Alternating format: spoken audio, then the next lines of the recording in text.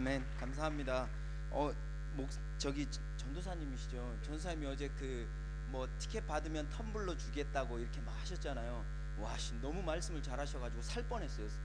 장사하시는 줄 알았어요. 와, 제가 오늘 그 찬양 인도하셨던 형제 보면서요, 와, 저 형제 진짜 마음이 좋다 이런 마음이 들었습니다. 왜냐하면 여러분 아멘이시죠? 근데 여러분들이 아멘 이렇게 했어요. 그러니까 좀만 더 많이 보이시는데 적은 것 같아요. 조금만 더 소리를 크게 해주세요. 아멘이시죠? 여러분들이 아멘했어요. 그랬더니 예 감사합니다 이랬어요. 와, 내가 봤을 때는요 하나도 안 커졌어요. 무슨 믿음으로 그렇게 했는지. 그리고 또 하나요. 근데 제가요 진짜 찬양팀 보면서 제 안에 약간의 분노함이 있었습니다. 왜냐하면 앞에 마이크 드신 분들이요, 찬양팀들 마이크 딱 들고 있는데 제가 확실히 지금까지는 확실합니다. 저 끝에 앉은 형제님만 솔로 한 번 한 적 없어요. 너무한 거 아니에요?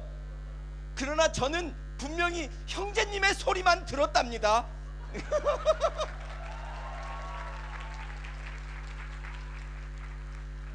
아, 진짜 훌륭합니다. 내가 저런 분들이 진짜 하나님의 영광과 은혜를 누려야 됩니다. 남이 앞서 가도 그냥 거기서 뒷받침해주는 저런 훌륭한 형제. 네, 감사합니다. 여러분, 오늘은요 제가 여러분들하고 같이 약간 그 제목에 제가 그렇게 보냈나봐요. 죄송합니다. 충성된 삶으로 믿음을 증명하라입니다. 네, 증명하라. 충성된 삶으로 여러분들의 믿음을 증명하라. 이것이 제가 오늘 여러분들과 나누고 싶은 말씀입니다. 우리 어제요 저 살짝 당황했어요. 우리 내년에도 봅시다 같이 막 인사했는데, 나 여기 앉아 있는데 목사님이 내년에도 봅시다 비행기 타고 오라는 거죠. 네, 어제 우리가 데스티니에 대해서 우리가 함께 나누었어요. 우리의 데스티니는 우리의 창조자 되시고 우리의 구원자 되신 예수 그리스도를 만남으로 인하여 우리는 그 데스티니를 발견하게 되고, 그 데스티니는 예수님과 하나님과의 친밀함, 그것이 어떤 방법이 아닌, 친밀함은 방법이 아니라 방향이라고 말씀드렸습니다. 하나님과 함께하고 주님의 그 성품함에 머무르는 그 삶 속에서 우리의 데스티니는 더욱더 분명하여지고 성장되어지고 성숙되어지고, 거기서 더 크게 하나님께서 계속해서 우리에게 그 데스티니를 발견할 수 있도록 또 인도하여 주신다는 사실에 대해서 우리는 배웠고요. 또한 그 하나님의 데스티니가 발견되어지는데 왜 우리에게 하나님이 그 데스티니, 하나님의 계획과 하나님의 목적과 하나님이 우리를 왜 부르셨는가? 선한 일을 위하여 부르셨다고 말씀드렸습니다. 그 선한 일이 뭡니까? 선의 기준이 곧 하나님이라고 말씀드렸어요. 그래서 그 하나님을 기준 삼고 살아가는 그 삶 자체가 선한 일인 것이에요. 그래서 여러분들이 어디에 있든지, 어느 곳에 있든지, 어떤 처지와 어떤 형편에 있든지 하나님의 말씀과 뜻을 쫓아서 여러분들이 가고 있다면 하나님은 여러분들을 그것을 선하다 보신다고요. 여러분들이 어떤 위대한 직업을 하거나 어떤 위대한 큰 일을 제발 하십시오. 그러나 그것만 한다고 해서만 하나님이 선하다고 보시고, 그냥 가정에서 설거지 해주는 게 선하지 않다 이렇게 보시지 않는다고요. 하나님은 어떠한 형편과 무엇이든지 하나님의 뜻과 말씀 안에서 살아간다면 그것을 하나님은 선하다고 보신다고요. 그리고 여러분들이 하시는 그 일들과 직업들과 모든 삶 속에서, 모든 영역 속에서 하나님의 성품이 드러나고 누군가를 살리는 일이 된다면 그것이 바로 하나님의 일이라고. 하나님이 여러분들을 그 일을 위해서 부르셨다고요. 그러니까 지금 이 자리에서 우리가 예배하고 찬양하고 막 뛰면서 찬양할 때에만 선한 일이 아니고, 여러분들이 각자 돌아가시는 교회와 또 여러분들의 각자 삶의 직장과 가정과 모든 곳에서요 동일하게 하나님의 나라가 임해야 된다고. 여러분, 하나님의 나라는 결국 뭡니까? 하나님의 성품이 드러나는 곳이잖아요. 내가 내 삶 속에서 하나님의 성품을 드러내기 시작한다면 그 땅에, 그곳에 하나님의 나라가 임한 거예요. 믿으십니까? 여러분들에게 그 믿음의 은혜와 능력들이 드러나기를 간절히 소원합니다. 여러분, 그리고요 오늘 그 찬양할 때 제가 그 큐시트를, 이거 비밀 아니죠? 여러분들만 들으세요. 끝나고 셀러브레이션 이런 걸 한대요. 그래서 막 찬양하면서 막 뛰면서 막 이런 걸 한대요. 여러분, 그때요 제가 오늘 솔직히 여러분들한테 좀 고백하고 싶습니다. 죄송합니다. 아까 제가 이 앞에서 찬양하는데 그냥 잘 모르는 노래여가지고요. 그냥 이렇게 그냥 멍하니 있었어요. 영어라. 우린 또 영어 나오면 웃잖아요. 막 그냥 웃으면서 이렇게 막 있었어요. 근데 갑자기 스텝 중에 한 분이 카메라를 들이대는 거예요. 나도 모르게 가식했던 저를 용서해 주시기를 소원합니다. 그것은 제 본 모습이 아니었습니다. 제 본 모습은 이거였거든요. 근데 여러분, 좀 여러분들이 찬양하고 오늘 예배할 때요, 여러분들은 청년들이시잖아요. 그리고요, 죄송합니다. 청년 아니신 분들한테 죄송합니다.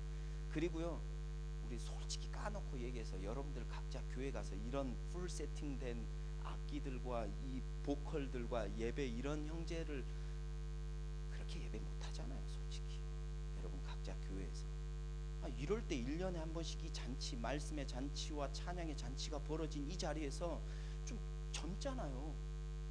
좀 쏟아내세요. 마치 뭔가 묶인 것처럼 나는 손들면 안 돼.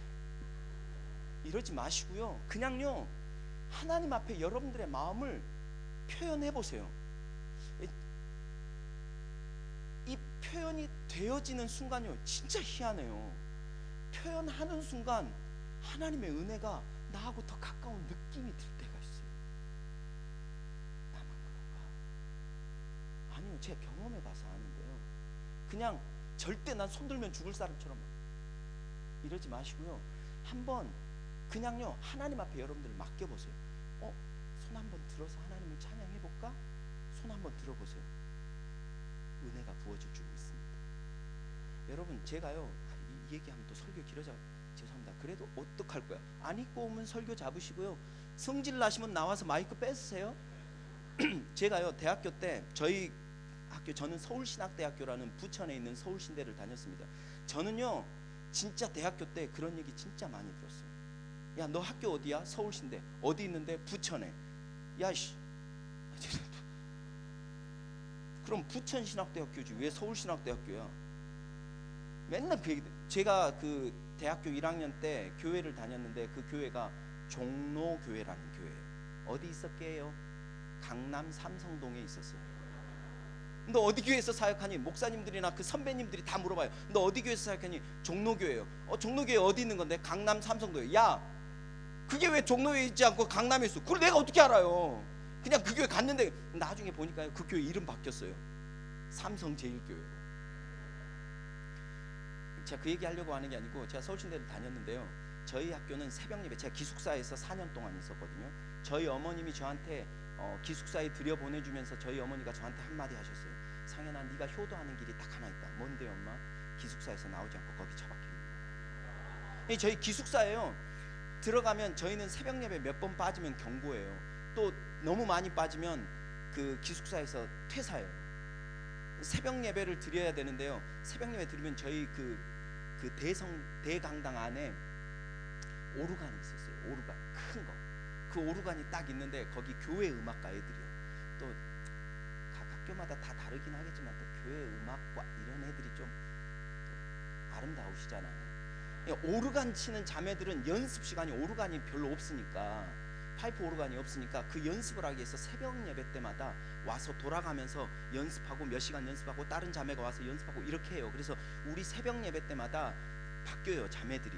근데 우리 아내 모르는 건데요, 제가 좀 마음에 들어하던 교회 음악가 자매가 몇 있어요.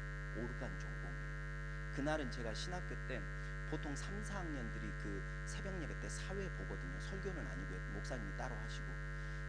3, 4학년 때 이렇게 제가 사회를 딱 보는데, 사회니까 이 앞에 앉았단 말이에요. 근데 오르간은 이쪽에 있거든요. 오르간을 쫙, 너무 이쁜 거예요. 마음에 드는 거예요. 근데 제가 딱 앉아 있는데, 이제 제가 사회를 다 보고 예배가 끝났어요. 그리고 이제 불 끄고 다 기도하는 시간이에요.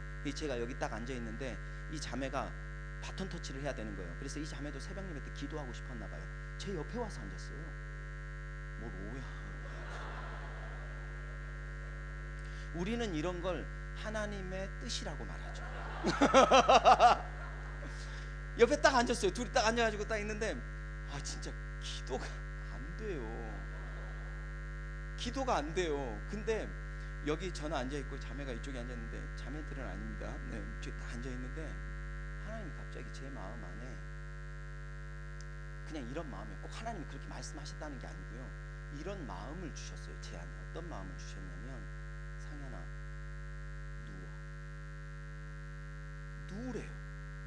그래서 아닐 거야.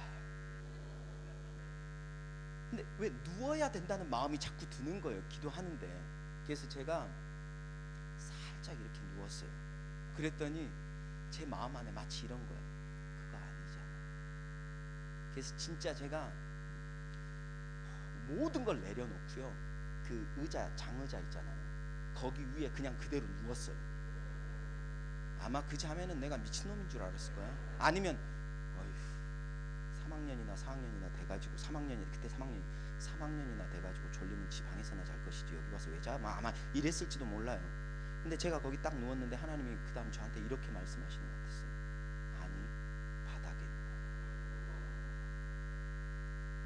제 어차피 버린 몸 아닙니까? 뭐 그 자매하고 더 이상 연결될 것 같지는 않고요.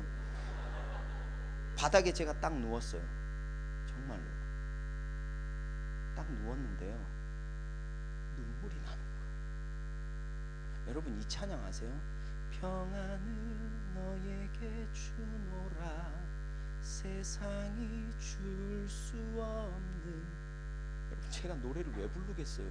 좀 부르거든요. 잘난 척 하려고 불러봤어요. 와, 놀라운 사실은, 어머 목사님 너무 잘해요, 좀 이런 말이 한마디라도 나올 줄 알았거든요. 죄송해요. 누웠어요. 근데 그 찬양이 생각나면서 진짜 눈물이요 막 쏟아지는 거예요. 그리고 어떤 느낌을 들었냐면, 하나님이 나한테 이렇게 말씀하시는 것 같았어요. 상현아, 내가 네가 내 말에 온전히 순종하는지 보고 싶었어. 그냥 누우면 역사가 일어나고 이거 아니에요. 막 누웠더니 갑자기 제가 막 쑥 올라가고 이런 거 절대 아니에요. 누우라 해서 그냥 누웠는데 하나님이 나한테 보고 싶었던 한 장면은 뭐냐면, 그냥 네가 어떤 상황에도 내 말에 순종하냐, 이거 보고 싶었다는 거예요. 근데 그거 너무 잘했다는 거예요. 그냥 누웠는데. 여러분, 제가 이 이야기를 하는 이유는요, 오늘 여러분들 안에 찬양하고 셀레브레이션하고 막 기도하고 할 때요, 그냥 여러분들을 닫아놓지 마세요. 이 기회 1년에 한 번 한다면서요. 매주 하는 거 아니잖아요. 매주 하도 그렇게 하시고요, 각자 교회에서 1년에 한 번 이런 집회가 있을 때 여러분들의 마음을 열고 하나님 앞에 그냥 맡겨보세요. 순종해보세요. 여러분들을 닫아놓지 마시고요, 여러분들이 마음을 열고 하나님을 찬양하고 예배하고 손을 들고 뛰고 하는 순간에 하나님이 여러분들 안에 역사하실 줄 믿습니다. 목사님, 안 뛰면 역사 안 하나요? 아니요, 절대 그렇지 않습니다. 그건 아닙니다. 그러나 여러분들 안에 마음에 하나님 앞에 뭔가 표현하고 싶은 마음이 있다면 표현하시라는 거예요. 묶어두시지 말라는 거예요. 오늘 그렇게 하실 수 있죠? 지금은 제가 방금 질문을 한 거고요, 여러분들은 대답할 의무가 의무가 있는 건 아닌데 난 질문을 했거든요. 여러분, 그렇게 오늘 하실 수 있죠? 그러니까 저 인도자 진짜 착한 거예요. 나는 얘가 아멘이 똑같았단 말이에요. 난 가만히 있을 수가 없어요. 여러분 아멘이십니까? 여러분 아멘이십니까? 막 나는 이래야 되거든요. 근데 저 형제는 여러분 아멘이십니까? 어머 감사해요.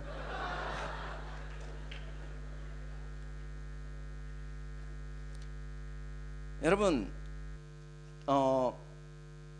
충성된 삶으로 믿음을 증명하라, 오늘 말씀인데요, 우리 함께 먼저 말씀을 보고 우리 함께 같이 설교를 계속해서 이어나가도록 하겠습니다. 요한계시록 2장입니다.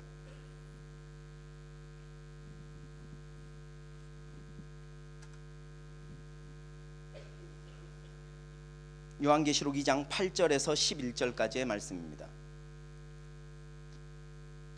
요한복음 2장 8절에서 11절입니다.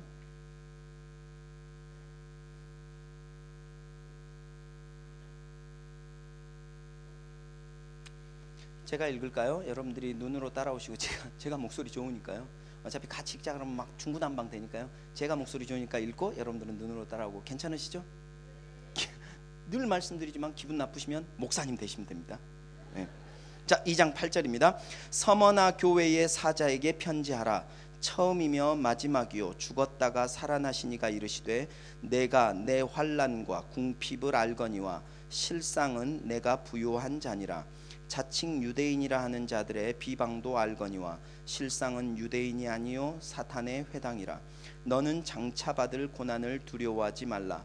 볼지어다 마귀가 장차 너희 가운데서 몇 사람을 옥에 던져 시험을 받게 하리니 너희가 10일 동안 환난을 받으리라. 내가 죽도록 충성하라. 그리하면 내가 생명의 관을 내게 주리라. 귀 있는 자는 성령이 교회들에게 하시는 말씀을 들을지어다. 이기는 자는 둘째 사망의 해를 받지 아니하리라. 아멘. 저는요 오늘 제목을 충성된 삶으로 여러분들의 믿음을 증명하십시오라는 제목으로 말씀을 전하려고 하는데요. 사실 제가 아주 오래전에 이 설교를 준비하면서 몇 가지 제목을 좀 정했어요. 그래서 단순히 충성으로서만 여러분들의 믿음을 증명하는 것은 아니고요. 사랑이든지 거룩함 여러 가지로 여러분들의 믿음을 증명하셔야 돼요. 그런데 오늘은 특별히 충성이라는 주제로 여러분들의 믿음을 증명하시라라고 제가 오늘 말씀드리고 싶은 거죠. 그래서 제가 설교를 준비하면서요, 믿음으로 믿음을 증명하라, 충성으로 믿음을 증명하라 이걸 정하면서 몇 개를 생각했어요. 제가 사랑의 삶으로 여러분들의 믿음을 증명하라, 거룩한 삶으로 너희들의 믿음을 증명하라, 뭐 이렇게 몇 가지를 딱 생각해서 그거를 설교를 준비를 딱 하고 있던 상황에 제가 어떤 책을 발견했냐면 이찬수 목사님의 삶으로 증명하라. 제가 책 내고 싶은 마음은 없었는데 그 제목이 저한테 너무 좋았어요.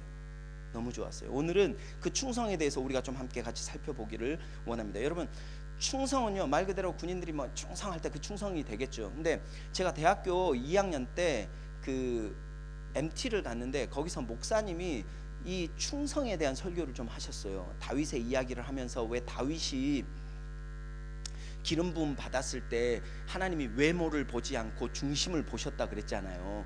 그래서 그 중심에 보셨다는 게 무엇이냐 하면서 얘기하면서 충성됨을 보셨다고 얘기하는 거예요. 그러면서 한자를 딱 풀어줬는데요. 와, 나는 이제까지 그런 설교를 충성을 그렇게 풀어준 분을 본 적이 없었어요. 그때 당시요. 너무너무 훌륭한 거예요. 저는 원래 한자를 별로 싫어해요. 그리고 영어도 싫어하고요. 근데 그걸 풀어주는데 너무 맞는 말 같은 거예요. 제가 한번 그 충성이라는 한자 한번 보여주실래요? 저게 충성이에요. 저 한자 혹시 아셔요? 영어만 아는 것들이죠. 네. 그 충성에 보면 저기 충자가 가운데 중자의 밑에 마음심이에요. 그리고 그 옆에 성자가 말씀 언자에 이룰 성자예요. 이룰 성자가 좀 어려워요. 근데 저 단어를 저는 분명히 압니다. 왜냐하면 성상연의 성이거든요. 그 목사님이 뭐라고 얘기하냐면 충성은 뭐냐면 어떤 권위자의 말을 자기의 마음의 중심에 두고 그게 충이에요. 그 말을 이루려고 하는 사람이 충성된 사람이라는 거예요. 대박이지 않아요? 네, 감사해요. 이쪽에 주의 은혜가 있을지어다. 제가 그냥 그러지 않아 했더니 이쪽 분들이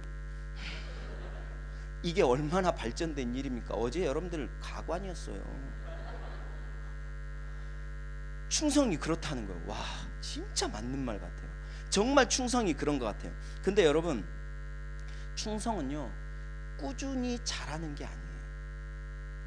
여러분, 충성은 헬라어로요 충성이나 믿음이나 같은 단어예요. 피스토스요. 그러니까 충성은, 성경이 말하는 충성은 믿음 때문에 끝까지 가는 걸 의미하는 거예요. 믿음 때문에요.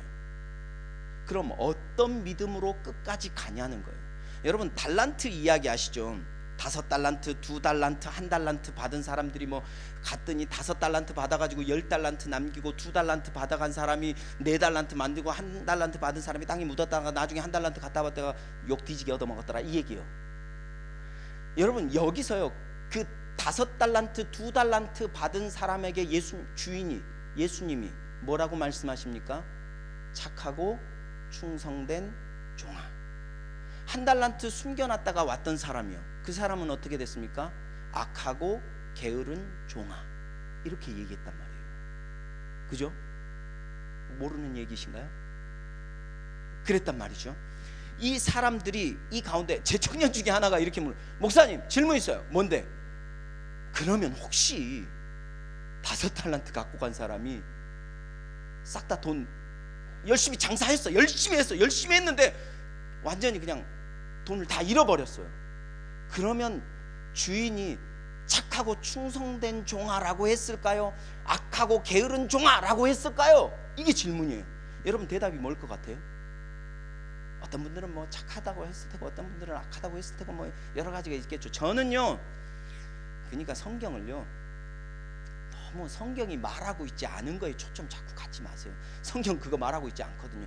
그러나 성경을 읽어보면 힌트는 얻을 수 있을 것 같아요. 힌트는요, 제 생각으로는 성경의 힌트로 미루어 보아서 유추해 보면 예수님이 주인이 착하고 충성된 종이라고 했을 것 같아요. 어떤 근거냐면, 여러분 달란트, 금 한 달란트가요, 뭐 학자들마다 조금씩 뭐 차이도 있고 지금 현대로 계산해서 막 되게 말이 많아요. 근데 어쨌든요, 한 5달란트요. 금 5달란트 줬잖아요. 금 5달란트 정도면 한 10억 뭐 이렇게 된대요. 대충요. 10억 정도요. 어쨌든요, 여러분 중에 혹시 지금 10억 가지고 주머니에 넣고 다니시는 분, 통장에 있는 분들 있습니까? 없잖아요. 10억이 얼마나 큰 돈이에요. 그잖아요. 이 10억을 그 사람한테 준 거예요. 2달란트, 금 2달란트 뭐 5가 10억이니까 4억 준 거예요. 나한테 계산을 요구하지 마세요. 스스로들 계산하세요. 한 달란트 딱 준 거예요. 그리고 나중에 예수님이 그에게 2배로 남겨왔을 때 착하고 충성된 종아 이렇게 얘기했어요. 근데 그 전에 다른 말도 하나 했어요. 혹시 아세요? 너희가 작은 일에 충성, 적은 일에 충성하였음에 이렇게 얘기해요. 10억 주시고 작은 일이래. 예수님은 스케일이 우리와 달라요. 스케일이 다르신 예수님이 그 10억 잃어버렸다고 해서 충성되이 산 그분에게 너는 악하다고 했을까? 그거는 아닌 것 같아요. 이건 제 개인적인 유추일 뿐이지 정답은 아니에요. 여러분, 우리의 인생과 우리의 삶 속에 이 충성이라는 말이 그와 같다는 거예요. 근데 이 충성이 바로 믿음이라는 단어와 같은 의미를 가지고 있다는 말이죠. 그리고 이 믿음, 충성은 믿음을 바탕으로 하여서 나아가는, 끝까지 가는 걸 충성이라고 이야기해요.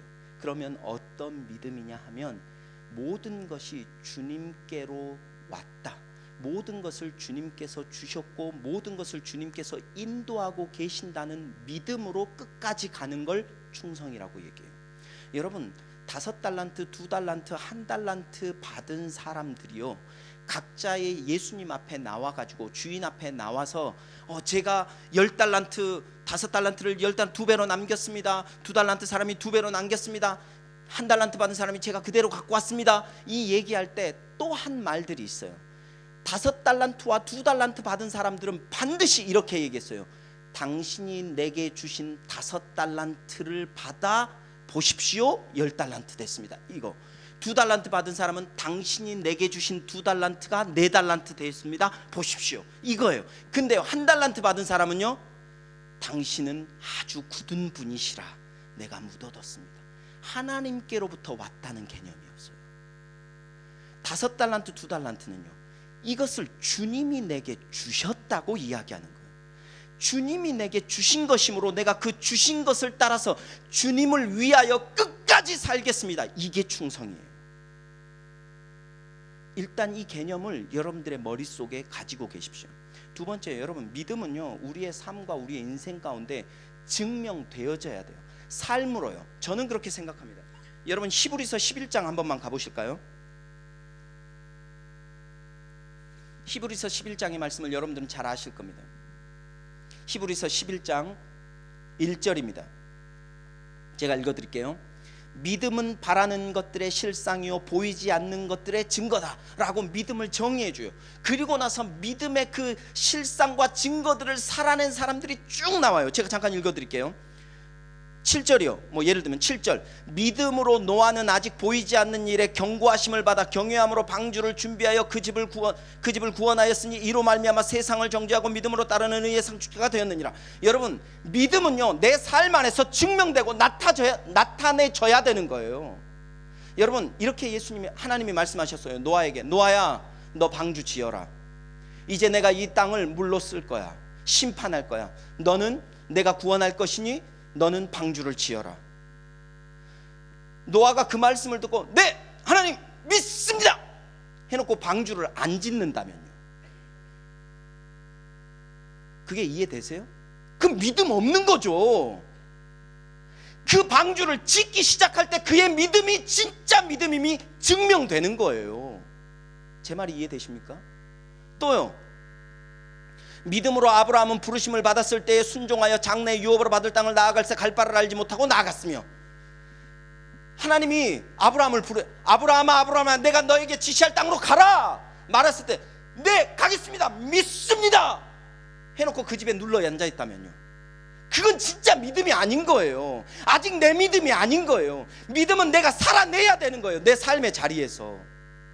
또요, 28절, 믿음으로 유월절과 피 뿌리는 예식을 정하였으니 이는 장자를 면하는 자로 그들을 건드리지 않게 하려 한 것이라. 하나님이 말씀하셨어요. 야, 내가 이제 이 땅에 있는 모든 장자들을 심판할 거야. 그러니까 너희들은 어린 양의 피로 문설주에 바르면 내가 유월 넘어갈 거야. 그러나 바르지 않은 그 집에는 내가 들어가서 그 모든 장자들을 죽이게 될 거야. 하나님 진짜요? 하나님 그렇게 하시는 분이심을 믿습니다 해놓고 피 안 바르면요, 그거는 진짜 안 믿는 거예요. 또요, 30절, 믿음으로 7일 동안 여리고를 도니 성이 무너졌으며. 하나님이 말씀하셨어요. 여호수아와 이스라엘 백성들에게 얘기했어요. 야, 여리고 성을 내가 무너뜨릴 거야. 그러니까 여리고 성을 하루에 한 바퀴씩, 그리고 마지막 날에 돌아라. 그래서 총 13바퀴를 돌아라 하나님 명령하셨어요.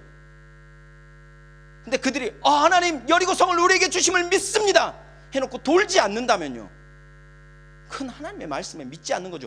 왜 돌았어요? 왜 방주를 만들었어요? 왜 6월절에 문설주에 피를 발랐어요? 하나님의 말씀을 믿었기 때문에 자기의 삶에서 그것들을 실천해낸 거예요. 말씀을 실현해낼 때 그 말씀이 진짜 내 믿음이 되는 거예요. 또요, 그만합시다 뭐 이렇게 하지 마시고, 나도 준비한 게 있을 거 아닙니까? 믿음으로, 이제 말도 꼬이네요. 믿음으로 기생 라합은 정탐꾼을 평안히 영접하였으므로 순종하지 아니한 자와 함께 멸망하지 아니하였도다. 내가 무슨 말을 더하리요? 기생 라합이요. 여러분, 기생 라합 아시죠? 라합이요, 그 여호수아가 정탐꾼 2명 보내잖아요. 이런 거 보면 여호수아도 리더십이 막 아주 특출난 건 아닌 것 같아요. 진짜 하나님이 도우셨지. 정탐꾼 2명 딱 보냈더니 이것들이 정탐하러 가는 거잖아요. 들키지 말아야지. 온 동네방네 소문내고 다녔나 봐요. 뭐 이거는 그냥 제 해석이니까요. 심지어 왕에게 보고됐을 때 라합의 집으로 가요.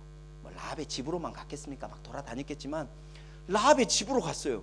그리고는 라합에게 가서 얘기한 거예요. 야, 여기 집에 그 이상한 놈들이 들어왔다고 하는데 너희 집에 있지? 그랬더니 또 라합이 또 얘기하잖아요.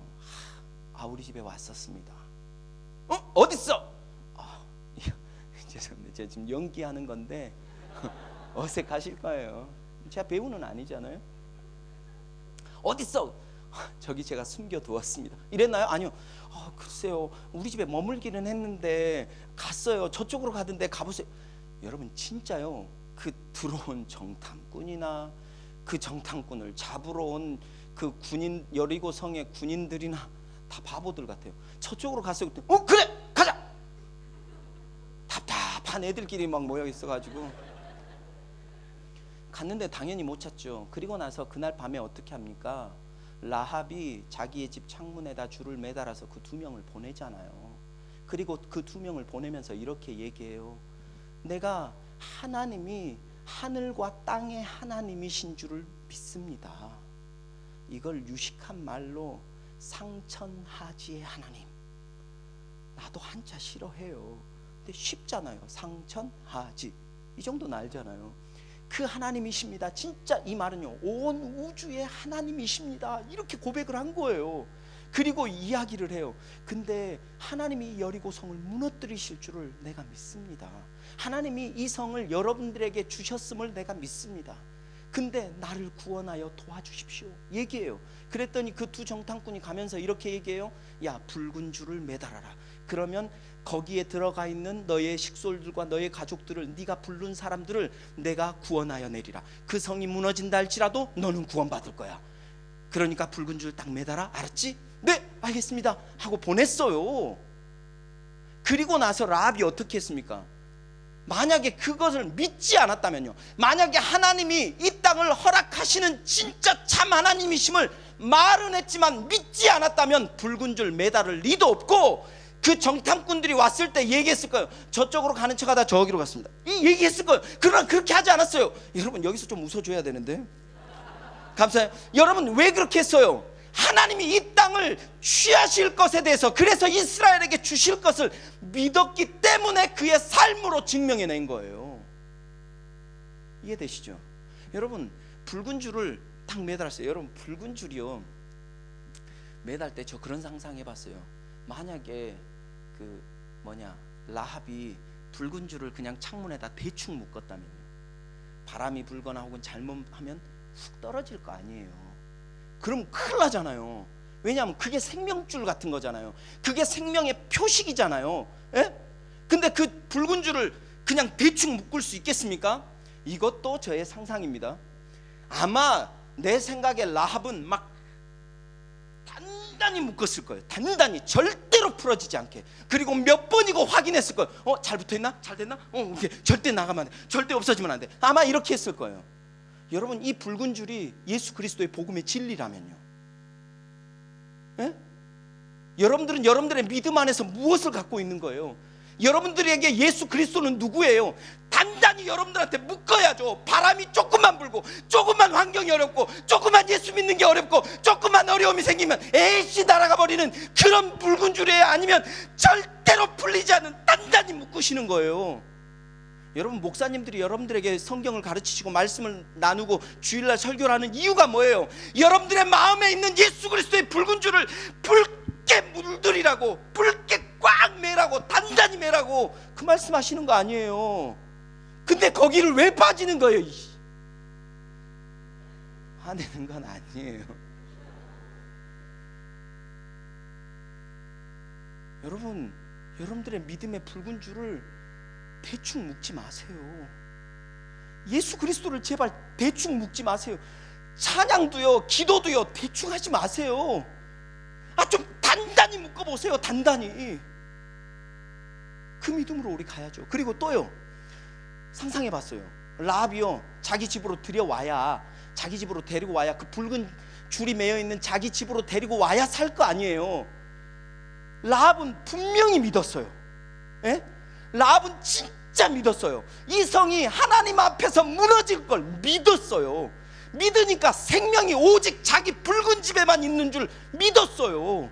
그러니까요, 자기 친척들 찾아갔겠죠. 자기 사람들, 가까운 사람들 찾아갔겠죠. 찾아가서 얘기했겠죠. 야야야, 이 성 하나님이 무너뜨리신단다. 네가 살 수 있는 길은 오직 하나뿐이다. 우리 집으로 들어와라, 우리 집으로 들어와라 했는데, 자기의 가장 친한 친구가, 혹은 가장 가까운 이웃이, 가장 가까운 가족이 이렇게 얘기하는 거예요. 그냥 너 혼자 가, 난 괜찮아. 야 됐어, 자유롭게 좀 살자. 아유, 뭐 이렇게 힘들게 살아. 근데 만약에 이게 진짜 무너질 걸 믿느냐면요, 여기가 심판될 걸 믿는다면요, 라합이 그때 그지? 내가 너무 푸시했나 봐. 그래, 교회 오든지 말든지 네 맘이지. 미안해. 그래, 가서 뛰자 이랬을까요? 나는 진짜 네가 그냥 세상에 가서 죽어버렸으면 좋겠다. 할렐루야. 이거니까 아니요, 아마 라합은 이랬을 거야. 미쳐버리겠네. 야, 여기가 살 길이니까, 여기만이 생명이야, 여기만이 구원이고, 여기만이 진짜야. 거기 아니야. 이리 와. 왜 그래? 이러지 않았겠어요? 여러분 같으면 뭐라 그랬어요? 여러분 부모님이나 여러분 친구들이나 여러분들의 사람들에게 뭐라고 하시겠어요? 진짜 여기가 생명이라면, 믿음이 있다면 여러분 어떻게 전하시겠냐는 거예요. 왜 나를 승질나게 하세요? 나 우리 청년들이요, 제가 만났다 그랬잖아요. 어떻게 해도 교회 안 올 것 같은데요. 나 미쳐버리겠어요. 저것들 데리고 와야 돼. 너 어떻게 해야 돼? 막 키위들이 막 쫑쫑쫑 되는데, 막 그 젊은이들 막 주님 믿게 하고 싶은데, 나 솔직히 어떻게 해야 될지 모르겠어요. 난 영어도 안 돼요. 근데 니들은 하잖아. 그뭐 가서 뭐라도 쫑알 대야지.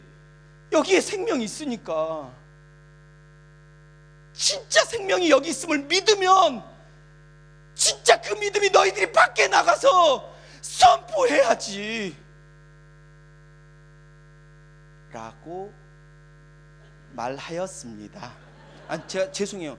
너무 갑자기 반말한 것 같아가지고요. 나보다 나이 많으신 분들도 많으신데 형님은 나보다 더 많아 보이세요. 아무나 그냥 붙들고 얘기한 거예요. 너무 마음 쓰지 마세요. 여러분, 라합이요, 자기의 믿음을 그냥 믿어요 하고 끝난 게 아니고 그 믿음을 자기의 삶으로 증명해 냈다는 거예요. 오늘 제목이 그거잖아요. 충성된 삶으로 너희의 믿음을 증명하라. 그러면요, 여러분들 안에 충성만 있지 않다고 말씀드렸습니다. 오늘은 그냥 충성인 거예요. 충성의 삶으로써 여러분들의 그 믿음을 이 땅 가운데서, 여러분들의 가정과 여러분들의 교회에서 증명하는 삶을 사시라고요. 근데 오늘 서머나 교회에 하나님이 충성하라고 말씀하셨다는 거예요. 오늘 본문으로 다시 한번 가볼까요? 요한계시록입니다.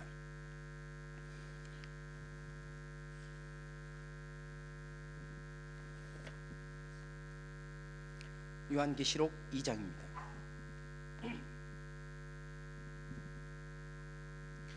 저는요, 목소리가 잘 쉬는 편이거든요. 그래서 소리를 왜 지르는지 모르겠어요. 저희 키위 교회는, 여기 저희 키위 교회는요, 한인 성도들과 키위 분들이 같이 있다 그랬잖아요. 여기서 저희 키위 교회 오르간 치시는 분이요, 오르간 치시는 분이 물론 매주 치시는 건 아니에요. 돌아가면서 이렇게 하시는데요. 돌아가신다는 건 가시는 게 아니에요. 이렇게 로테이션 되면서 이렇게 하시는데, 이분의 연세가 몇 살이냐? 저희 교회 와서 키위 분들 앞에서, 저희 교회 와서 60에 내가 무슨, 절대 명함 내시면 안 됩니다. 60은 저희 키위 분들에게는 아가. 우리 오르간 치시는 우리 벨마라고 하는 할머니가 계시는데요, 그분의 연세가 86세. 오르간, 저희 교회의 최고령, 3년 전에 돌아가셨는데요, 우리 원로 목사님이세요. 100 몇 살이었지? 100 몇 세 때 돌아가셨어요. 100살 때요, 영국 여왕 엘리자 누구예요?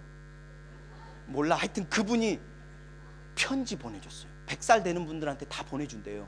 전 세계에 있는 100살 넘으신 분들한테. 그거 받아가지고 우리 교회 막 사진 찍고 막 같이 막 이랬어요.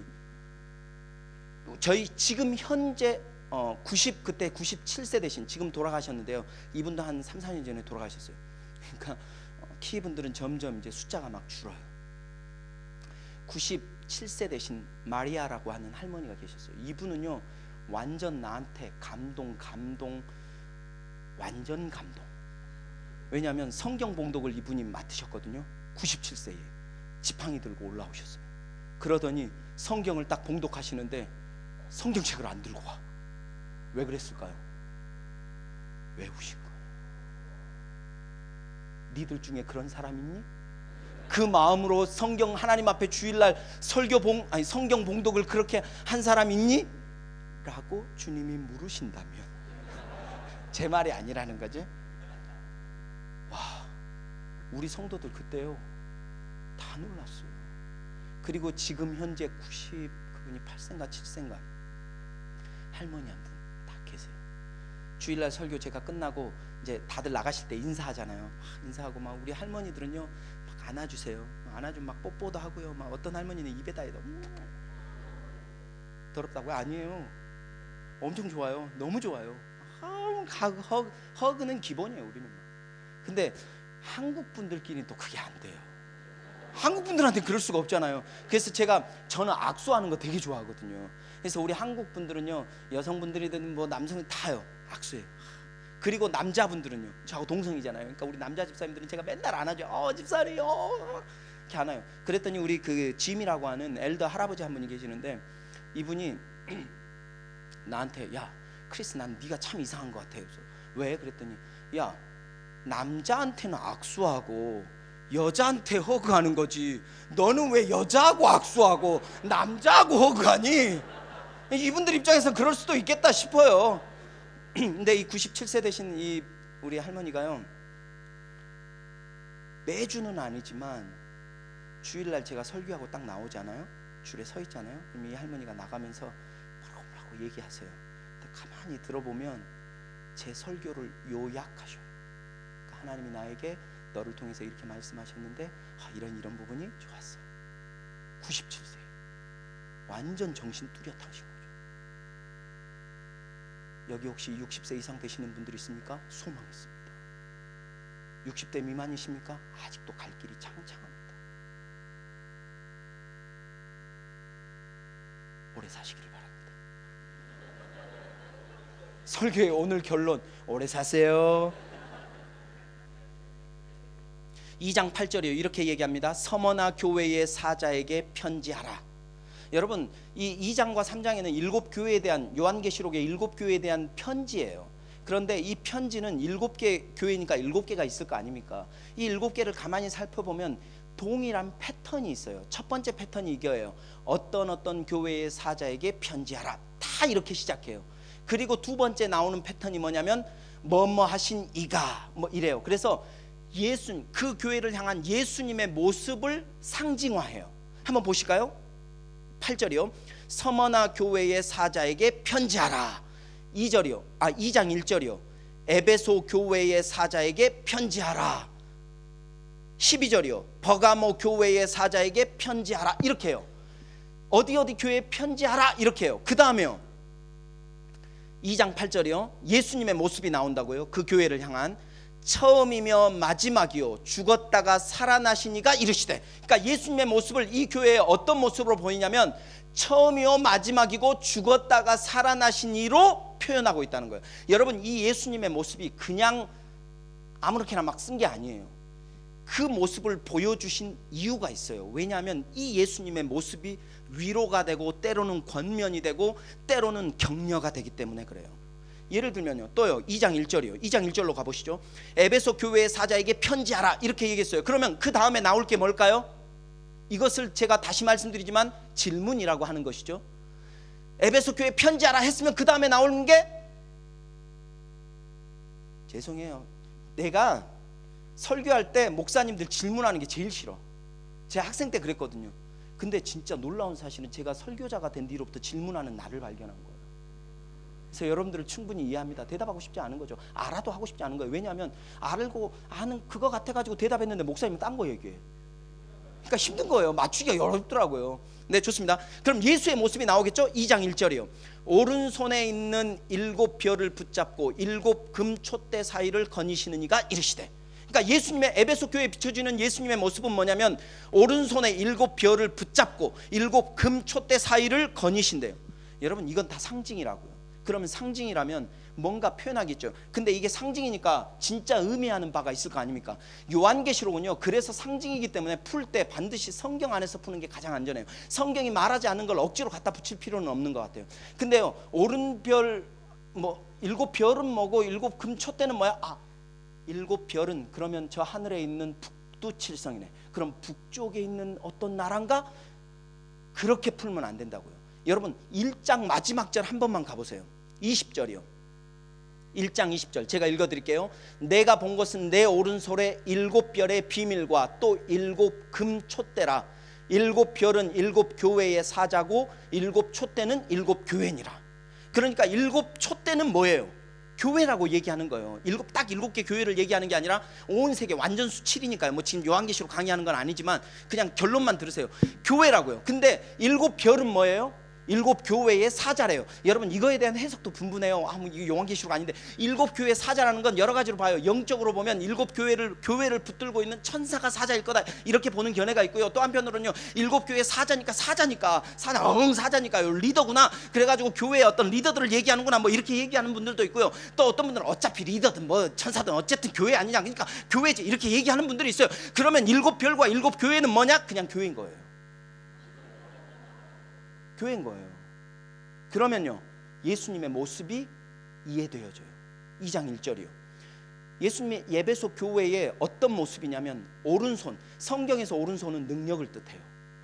오른손에 있는 7별을 붙잡고 7 금촛대 사이를 거니시는 분이 누구예요?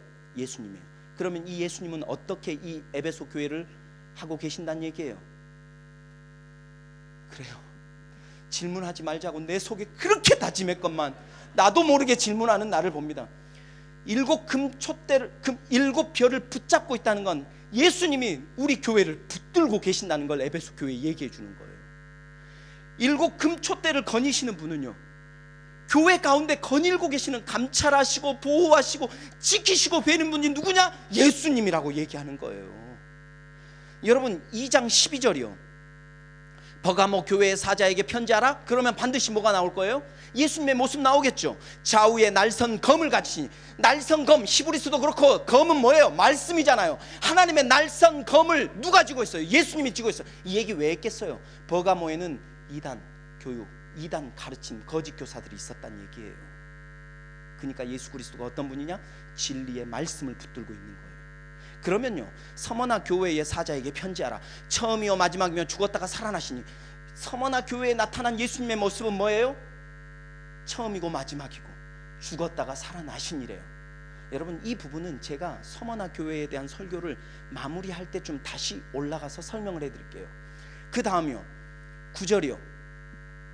내가 내 환난과 궁핍을 알거니와 실상은 내가 부요한 자니라. 자칭 유대인이라는 자들의 비방도 알거니와 실상은 유대인이 아니요 사단의 회당이라. 여러분 유대인 이스라엘 이 서머나 교회가요 지금 엄청난 핍박과 환난을 당하고 있다는 거예요. 여러분 그 데살로니가 전서에 보면 핍박이라는 단어가 나와요. 근데 이 헬라어의 단어가 뭐냐면요 사냥개가 사냥감을 향해서 달려가는 그 모습을 핍박이라고 표현해요. 여러분 사냥개가 주인 사슴을 쫙 맞췄어요. 사냥개가 맞춘 건 아니죠. 사냥꾼이 딱 맞췄어요. 그랬더니 이 사슴이 맞았어요. 그러면 맞았지만 바로 죽지 않고 막 도망갈 거 아니에요. 막 도망가는 아파가지고 막 상처받고 딱 가는데 그 사냥개가요 사냥개한테 야! 딱 하면 사냥개가 그거 딱 보고 어떻게 합니까? 아씨 꼭 나보고 가래 이런가요? 아니죠. 막 달려갈 거 아니에요. 그리고는 둘 중에 하나일 거예요. 제가 사냥개를 키워보진 않았지만 둘 중에 하나일 것 같아요. 확 가서 물든지 못 도망가게, 아니면요 저쪽으로 도망가려면 그쪽으로 못 가게 샥 이쪽으로 하면 여러분 사슴의 입장에서는요 이 사냥개가 너무 괴로운 거예요. 아니 내 지금 맞아서 죽을 것 같은데 너무 힘든데 이 사냥개가 자꾸 와가지고 저를 몰고 아픈데 막 이렇게 하고 막 더 물고 못 살게 굴고 그렇게 교회를 핍박했다고요. 그렇게 어려움 당했다고요. 여러분 이때 당시에 서머나 교회가 이 환난을 당했다는 건 아니지만 박해에 대한 이야기 책을 좀 읽어보면요 이런 환난들이 있어요. 막 여기 양쪽 팔에다가 막 줄 묶어가지고요 이렇게 소나 말 이렇게 시켜가지고요 막 이랴 어떻게 되겠어요. 그리고요 막 큰 솥단지 같이 만들어가지고요 황소 솥단지 쫙 노스로 만든 거 밑에다 불 막 떼요. 거기다 사람을 집어넣어. 예수 믿는 사람 나무 이렇게 큰 십자가 같이 기둥 하나 딱 박아놓고 거기다 사람 딱 묶어가지고 야 예수 믿어 안 믿어? 믿습니다. 야 묶어. 그리고 사람 몸에 기름 발라가지고 불 질러버려. 여러분 여러분들한테 이런 환난과 이런 시험과 이런 박해와 이런 고난이 온다면 여러분 그래도 예수 믿으시겠어요? 저는 믿을 것 같아요. 그렇게 안 보이시겠지만 나도 나름 목사잖아요. 난 그렇게 할 것 같아요. 근데 그 박해 이야기 중에 나 거기서 약간 걸리더라고요. 어떤 게 있냐면 예수 믿는 나를 잡았어요.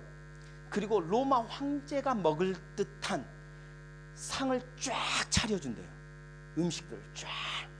그리고 이렇게 높은데요. 쫙 해주고 저쪽에 우리 아이들, 저 딸하고 아들 하나씩 있거든요. 저희 아이들 안에 다 놓고, 아이들 놓고 이렇게 얘기하는 거예요. 야, 너 예수 믿어 안 믿어? 이거 먹어. 일단 먹어. 예수 믿어 안 믿어? 믿습니다. 그래? 잘 봐. 너가 예수 믿는다고 하면 너의 가족들은 지금 사자 밥이 될 거야. 그걸 너는 지켜보게 될 거야. 근데 너는 이거 다 먹어야 돼. 여러분, 제가 결혼하고 자녀를 뒀잖아요. 나보고 죽어! 예수 믿으면 죽일 거야! 그렇게 안 보이시겠지만 저 죽을 수 있을 것 같아요. 근데 제 자녀들을 앞에 놓고 내 자식이 죽는 꼴을 보면서 이 음식을 먹어야 하고, 와,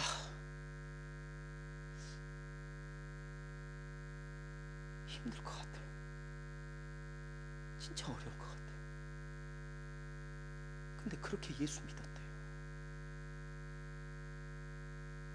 그렇게 고백하며 살았대요. 여러분, 이게 상상이 되세요? 이 예수 믿는다는 게? 이렇게 예수를 따랐다는 게 상상이나 되냐고요.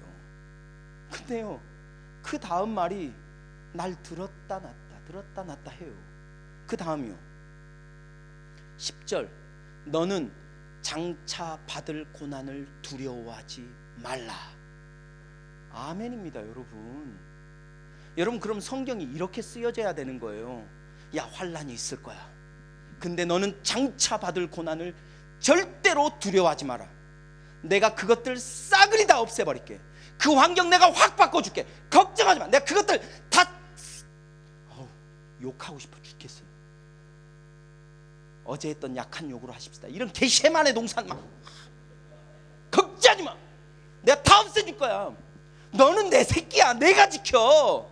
아무도 못 건드려. 걱정하지 마. 이래야 되잖아요. 근데 그 다음 구절이 뭐예요? 그 다음 말이요, 두려워하지 마라. 볼지어다 마귀가 장차 너희 가운데서 몇 사람을 옥에 던져 시험을 받게 하리니 너는 10일 동안, 딱 10일만 했다는 게 아니라 그 기간이 짧다, 내지는 그 기간에 한계 리밋이 있다, 이 얘기인 거예요. 10일 동안 환난을 받으리니 그 다음 뭐예요? 죽도록 충성해라. 여러분, 이렇게 주님 말씀하시면 안 돼요. 신적으로, 인간적으로가 아니라 신적으로. 아니, 이렇게 말씀하셔야죠. 진짜 하나님이시면, 야, 내가 내가 다 없애줄게. 걱정하지 마. 내가 너는 지켜. 고난과 환난과 역경과 어려움 두려워하지 마. 내가 확 다 바꿔버릴 거야. 걱정하지 마라. 자, 가라. 이렇게 해야 맞죠. 근데 자, 고난과 환난이 있을 거야. 더 어려워질 거야. 그러니까 죽도록 충성해라, 이거잖아요. 이걸 듣고 누가 여러분들 중에 할렐루야! 진짜 목소리 크지 않아요? 짜증나게? 저도 좀 컴다운 하고 싶어요. 저희 아내가 늘 얘기해요. 목사님, 소리친다고 다 설득되는 건 아니잖아요.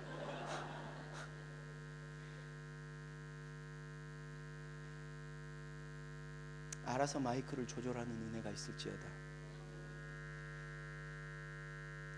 그렇게 말씀하시면 안 되잖아요. 근데 주님은 이렇게 얘기해요. 죽도록 충성해라. 여러분, 제가요, 죄송합니다. 어제도 제 얘기를 했고 오늘도 좀 제 얘기를 하게 되었습니다. 그리고 여기 크라이처치 온 초롱이라든지 저를 아는 분들이 좀 계시는데요, 이게 사실임을 여러분들께 미리, 제가 여기 10년 전에 왔다 그랬잖아요. 그리고 한 크라이처치에 있는 한 교회, 한국 교회 담임 목회를 3년을 했어요. 제가 이 교회 담임 목사로 오게 된 배경까지 다 얘기하면 너무 기니까요. 아무튼 오게 됐어요. 오게 돼서 목회를 딱 하는데, 제가 처음 크라이처치에 있는 교회로 담임 목사로 부임할 때 진짜요, 제가 진짜 팩트만 말씀드려요. 제가 아는 목사님 선배님들과 동기들이 다 저한테 그랬어요. 와, 상현아, 너는 진짜 가면 목회 진짜 잘할 거야. 일단 여러분, 너는 일단 괜찮게 생겼어. 다시 말하지만 제 얘기가 아니에요. 선배와 동기, 이 목사님들이 하신 얘기예요. 여러분, 지금 이 여러분들이 보시는 이건요, 지금 최악의 상황이 된 상황이에요. 이거 여러분, 제가 그래서 상상했어요. 왜 하나님은 송중기 같은 애들을 목사로 세우시지 않았을까? 그리고 왜 하나님은 나를 이 모양 이 꼴로 만드셨을까? 이유는 딱 하나예요. 하나님의 영광이 가려지는 거예요. 얼굴에 너무 잘났으니까. 송중기 세워봐요. 하나님 말씀이 들어오겠어요? 어머 멋있어요. 이것만 남지?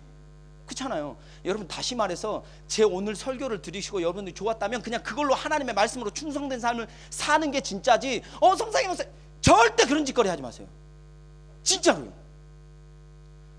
여러분, 이것도 한두 번 들어야 좋지. 매주 소리 지르는 거 들어보세요. 우리 할머니들이 얘기해요. 아이고, 심장 머물렀다. 주일날 설교 이렇게 못해요. 그냥 오늘은 여러분들 1년에 한 번 잔치니까 제가 지금 이렇게 하는 거죠. 여러분들 교회 목사님들이 최고라고 일단 얘기해야 저도 좀, 실제로 그렇고요.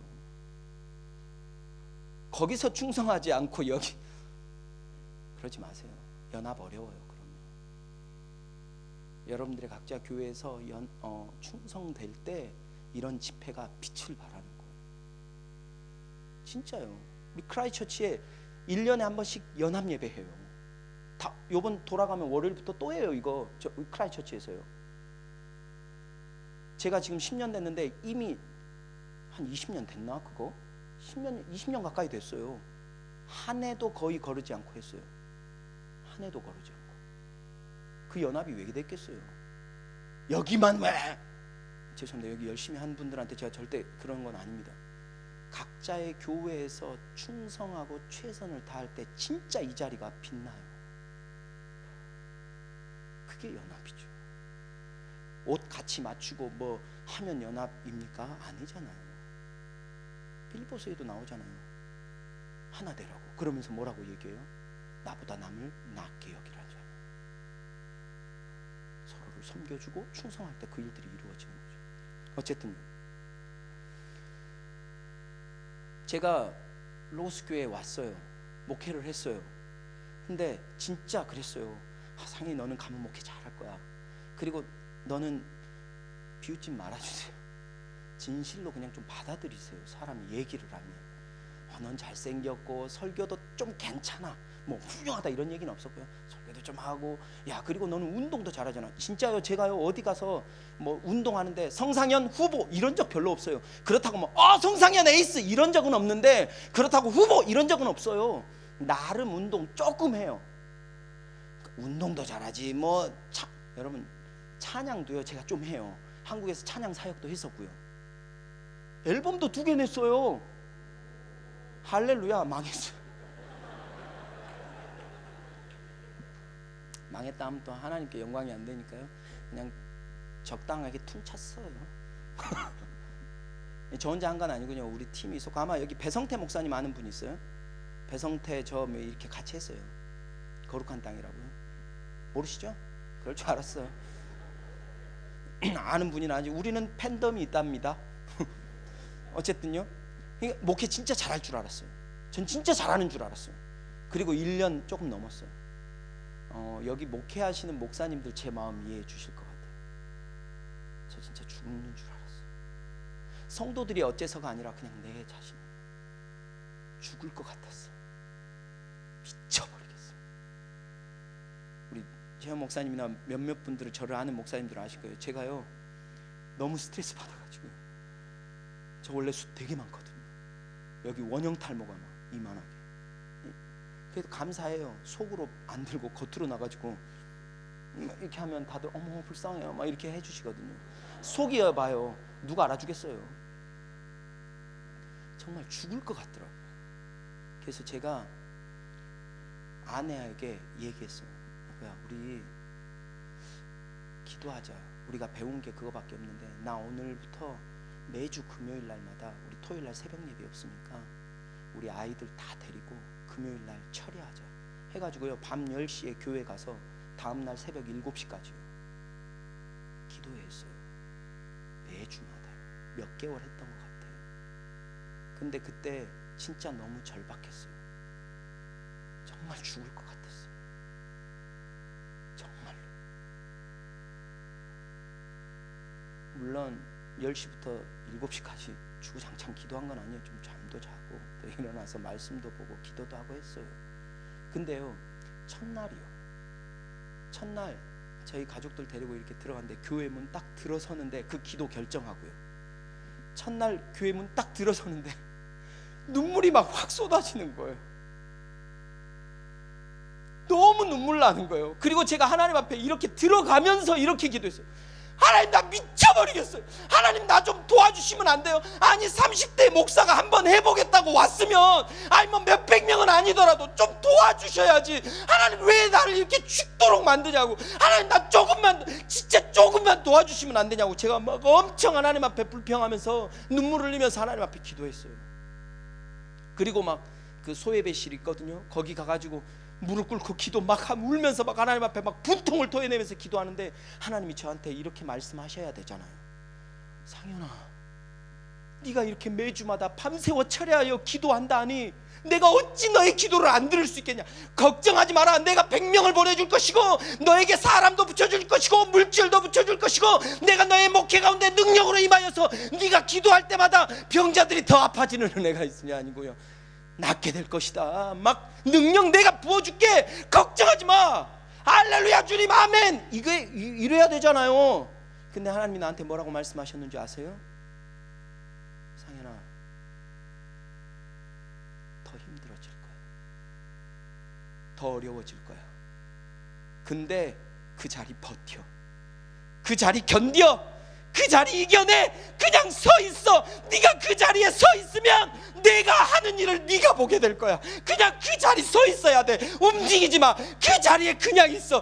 죽도록 충성해. 그 자리에 있어. 여러분, 제가 지금 여러분들한테 이렇게 얘기하니까 여러분들이 그게 별거 아닌 것 같지만, 저는 그때 진짜 죽을 것 같았어요. 근데 그때 주님이 나한테 버텨, 견뎌, 그 자리 서 있어, 이 말씀이요, 저주로 들리지 않고 축복으로 들렸어요. 놀랍지 않아요? 그 말이 하나님이 나한테 진짜 죽으라는 말이 아니라 하나님이 나를 지키시고 보호하여 주신다는 은혜의 소리로 들렸어요. 여러분, 그리고 나서 제가 3년 목회했다 그랬잖아요. 1년 반 정도 지났을 때 제가 그 기도했던 걸로 기억나거든요. 제 1년 반 뒤에 목회가 어땠을까요, 여러분? 와, 대박이에요. 완전히 막혔어요. 우리 주님은요, 나 진짜 주님 그러실지는 몰랐어요. 말은 그렇게 하셔도 도와줄 줄 알았거든요. 와, 우리 주님은 거짓이 없으세요. 더 어려워졌어요. 아마 저를 아는 몇몇 목사님들은 제가 어떤 어려움이 있었는지를 조금 아실 거예요. 근데 여기서 얘기하기는 좀 그렇고요. 저 그리고 한국으로 갈까, 어디로 가야 되나 기도하고 있었어요. 아내에게 기도했단다. 아내와 함께. 저는 우리 아내를 너무나 존중합니다. 제가 기도하고 있을 때요, 저희 아내하고 둘이 이렇게 얘기했어요. 여보야, 우리가 어디 가는 게 아니라 하나님이 우리를 부르시는 그곳으로 우리 가자 하고 기도하고 있을 때, 그때 지금 제가 담임으로 있는 비숍데일 교회 다이앤 목사님과 엘렌이라고 하는 여자 엘더 장로님 두 분이 그때 우리 집을 찾아오신 거예요. 그리고 이렇게 얘기했어요. 크리스, 제 이름이 크리스거든요. 크리스, 우리는 네가 필요해. 너 우리 교회에서 같이 사역할래? 그때 제가 분명히 얘기했어요. 7년 전에. 나 영어 못해.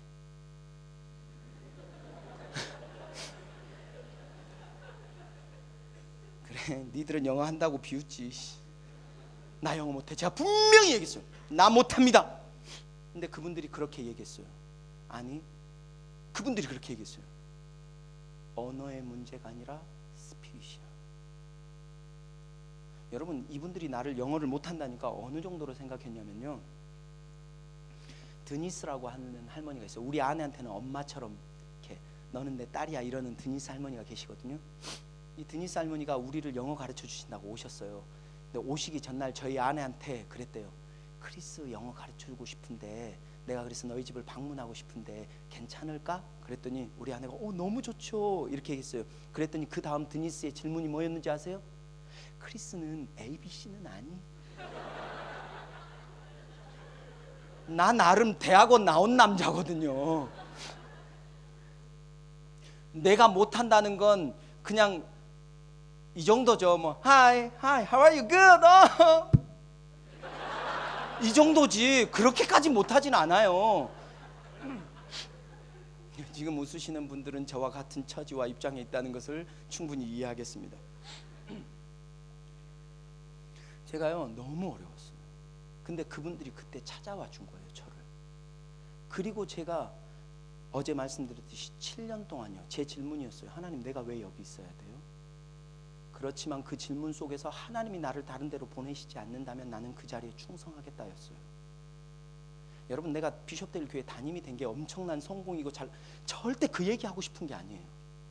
하나님이 나를 이쪽으로 이끄실 거라고 난 생각도 못했어요. 여러분, 제가 말씀드렸잖아요. 10년 전에 내가 뉴질랜드 처음 올 때 가만히 있어봐, 내가 지금부터 영어를 조금만이라도 준비해가지고 아니야 영어 못해도 아마 내가 키위 교회를 먹어야지, 담임 목사 돼, 이런 생각으로 한 번도 그런 적이 없다고요. 그냥 내 자리에서 충성하고 하나님 앞에서 살아갈 때에 하나님이 나를 그쪽으로 이끄시더라는 거예요. 여러분, 좀 여러분들의 자리에서 좀 버티세요. 여러분 자리에서 좀 견디세요. 그리고 하나님이 하시는 걸 좀 보시라고요. 우리의 생각으로 가지 말자고요. 우리의 마음으로 움직이지 말자고요. 여러분, 이게 혹여 내가 이 얘기를 너무 할까 말까 고민하고 있는데요, 제가 이민교회 저도 해봤으니까 너무 교회 하지 맙시다. 그냥 좀 버티세요. 개척교회세요? 좀 목사님하고 붙들고 같이 기도하고 우리 뭔가 하다 보면요 하나님이 하시는 걸 본다니까요. 나 미치겠네 진짜. 여러분, 제가 지금 이 얘기를 하는 이유는요, 내가 그냥 지식으로 여러분들한테 하는 얘기가 절대 아니에요. 내가 지금 간증한 이유가 뭐예요? 나 잘났어 이 얘기 아니에요. 내가 경험했다고 여러분들한테 얘기하는 거예요. 하나님의 말씀이 진리라고 얘기하는 거예요. 지금 이게 사실이라고 말하는 거예요. 좀 버티세요. 견뎌보세요. 진짜 하나님이 일하신다니까요. 그래서 2장이요 2장 8절이요 예수님의 모습이요, 처음과 나중이요 죽었다 살아나신 이가 가라사대. 예수님의 모습이 뭐예요? 죽었다 살아났대요. 이게 뭘 의미하겠어요? 죽음은요 환난이고 아픔이고 고통이잖아요. 근데 그 고통이었지만 어떻게 됐다는 거예요? 부활했다는 거예요. 살아났다는 거예요. 여러분들이 고통 가운데 있지만 죽도록 충성하면 살아난다는 거예요. 살리신다는 거예요. 이거 진짜예요. 그러니까 충성하라고요.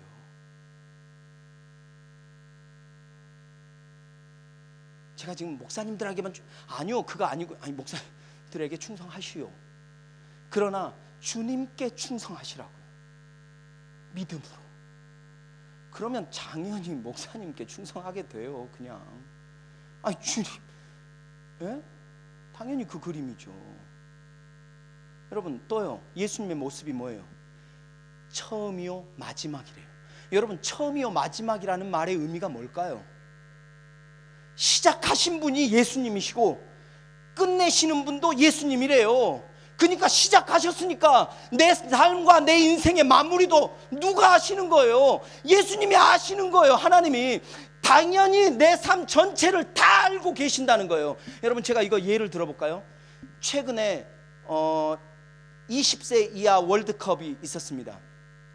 우리나라가 8강전에 세네갈과 붙었습니다. 여러분 아시죠? 모르세요? 제가 얘기해 드릴게요. 세네갈과 경기가 있었는데요 역대급 경기로 알려져 있습니다. 왜냐하면 2대1로 지고 있던 대한민국이 마지막 몇 초를 안 남기고, 몇 분인가 몇 초인가 하여튼 몰라요, 극적으로 후반전 마지막에 골을 넣어가지고요 2대2 동점이 됐어요. 그래서 연장전을 갔어요. 대박이에요. 연장전 갔는데 우리가 이겼어요. 와, 다 이겼다 싶었는데 연장 후반 끝날 때쯤에 골 줘가지고 3대3이 돼버렸어요. 제가 지금 알려드리는 거예요. 3대3이 됐어요. 그리고 이제 마지막 승부차기가 됐어요. 승부차기가 됐는데 우리나라에서 슛 했는데 못 넣었어요. 세네갈 선수는 넣었어요. 한국 선수 두 번째 선수가 났어요. 긴장하지 말자, 이기자, 안 들어갔어요. 세네갈 선수 쫙 넣었어요. 여러분, 승부차기가 총, 자매들 혹시 모를까봐, 하여튼 자매들이 제일 싫어하는 게 군대 얘기와 축구 얘기를 하잖아요. 5명이 승부차기를 하는 거거든요. 5명 중에 초반에 2명 못 넣었다? 거의 진 거예요. 이긴 예가 거의 없어요. 형제님들은 잘 아시죠? 근데 그걸 어떻게 했어요? 한국이 뒤집었어요, 그거를. 그래서 한국이 4강 올라가고 결승까지 갔어요. 아쉽게 준우승했지만 너무 잘한 거예요. 여러분, 이 이야기를 제가 지금 해드렸습니다. 분명히 기억하시죠? 제가 지금 그 세네갈전 경기를 보여드릴게요 라고 하면 저 자매 되게 황당합니다. 왜냐하면 제가 준 적이 없기 때문에. 예를 들어서요, 지금 세네갈전 경기를 딱 보여줘요, 여러분들한테. 지금 축구가 나오고 있습니다. 근데 지금 승부차기까지 갔어요. 승부차기 갔는데 우리나라 선수가 딱 잘못 찼어요. 그때, 그죠? 그때 여러분들이 그 지금 고백한 자매한테는, 자매를 콕 집어서 한 얘기는 아니지만 상처받지 마세요. 예를 들어서 그 형제가, 아니 그 형제란다, 못 넣었어요. 그때 여러분들 반응은 뭐예요? 왜 그걸 못, 미쳐버리겠네, 답답해. 여러분 중에 이럴 분이 있어요? 네? 네라고 한 분은 둘 중에 하나예요. 내 말을 귓등으로 들었든가, 아니면 멘탈이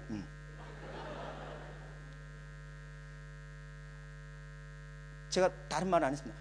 온전한 정신을 가지고 있다면 그 세네갈전을 보고 광분하진 않을 거예요. 다 뭐라고 얘기해? 맞아, 그때 그랬지. 저걸 놓쳤지. 근데 그 다음에 놓잖아. 저거 봐라. 야, 진짜 잘했어. 그때 진짜 이거요. 제가 왜 이야기할까요? 예수님이 처음과 끝을 아신대요. 우리는 처음과 끝을 몰라요. 그러니까 우리는 환란이 왔을 때 하나님 뭐예요? 할 수 있어요. 근데 우리가 버틸 수 있는 이유는 뭐예요? 하나님이 다 아신다는 거예요. 우리의 상황, 지금은 나에게 힘들지만 하나님이 어떻게 결정 지으실지 우리는 알지 못하지만 하나님은 아시니까 하나님을 믿고 내 삶을 끝까지 살아가는 게 충성이라고요. 그러니까요, 2장 마지막 절에 10절, 너희가 죽도록 충성하라. 그리하면 내가 생명의 관을 내게 주리라. 귀 있는 자는 성령이 교회들에게 하시는 말씀을 들을지어다. 이기는 자는 둘째 사망의 일을 받지 아니하리라. 우리는 이미 그 상급이 주어진 사람들이에요. 우리가 왜 하나님 앞에서 충성할 수 있어요? 그 생명의 면류관이 우리의 것이니까. 그 믿음으로 끝까지 가는 거예요. 그게 충성. 사랑하는 청년 여러분, 좀 하나님의 말씀에 충성해 보세요. 하나님 말씀 부여잡고, 약속 있어요. 그 약속 부여잡고, 지금 힘들고 어렵지만 여러분들의 삶의 과정, 여러분들의 삶의 형편, 여러분들의 삶의 그 무엇이든지 간에 그 삶에 버티세요. 하나님이 반드시 여러분들을 승리로 이끄실 거예요. 지금 서 있는, 그리고 설교하는 제가 그 삶의 증인이에요. 그래서 전 자신 있게 얘기할 수 있어요. 아멘. 우리 한번 같이 기도하실까요?